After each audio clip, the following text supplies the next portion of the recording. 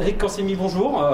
Bonjour. Bonjour, alors vous êtes de retour d'Argentine, vous avez tenté l'ascension donc de la Concagua. Est-ce que vous pouvez nous dire comment est né ce projet d'ascension?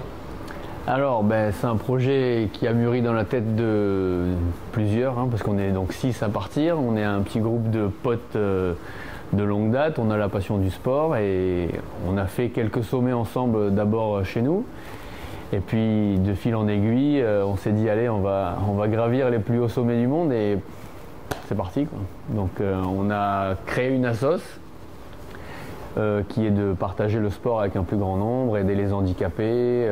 On essaie vraiment de motiver les gens à faire du sport plus que d'accoutumés. Et on s'est dit on va gravir les plus hauts sommets pour faire connaître cette assoce et puis pour kiffer aussi la nature parce que c'est quand même des endroits magnifiques. Et voilà, donc le projet il est né vraiment comme ça.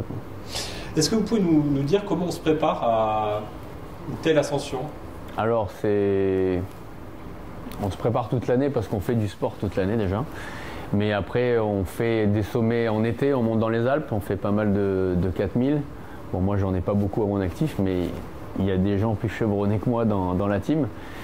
Et donc on fait beaucoup de sport, il y en a un qui court énormément, Nico il fait des marathons, il fait de l'athlétisme. Moi je suis issu du triathlon, il y a Julien aussi qui a fait du triathlon.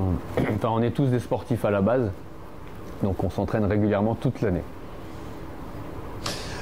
Qu'est-ce qui a été pour vous le plus difficile au cours de cette ascension? Alors moi je suis malheureusement pas arrivé au sommet, pardon.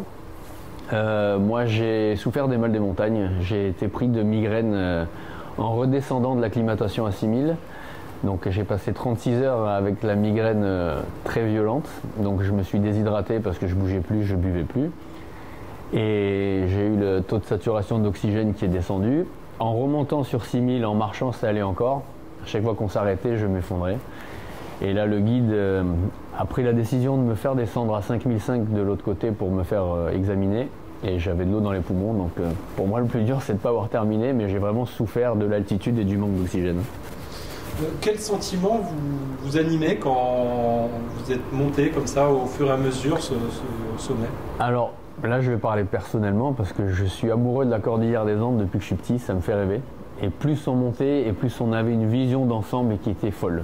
Donc vraiment j'ai surkiffé ces moments-là. À partir de 5000, vraiment c'était que du bonheur.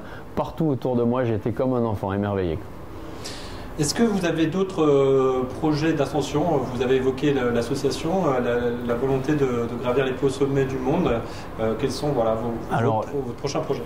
On avait l'idée folle de faire les Seven Summits. Bon, on l'a toujours, mais ça se prépare. On a quand même tous des familles, des enfants, donc il faut prendre du temps. Et puis on veut que nos enfants fassent du sport, que les autres fassent du sport. Donc on a ça dans la tête. Là, on va certainement s'entraîner cet été avec le Mont Blanc. Mais on a toujours en tête de faire les Seven Summits, mais aussi peut-être d'autres sommets qui sont moins connus que les 7 plus grands, mais on veut monter les montagnes, on veut toucher le ciel.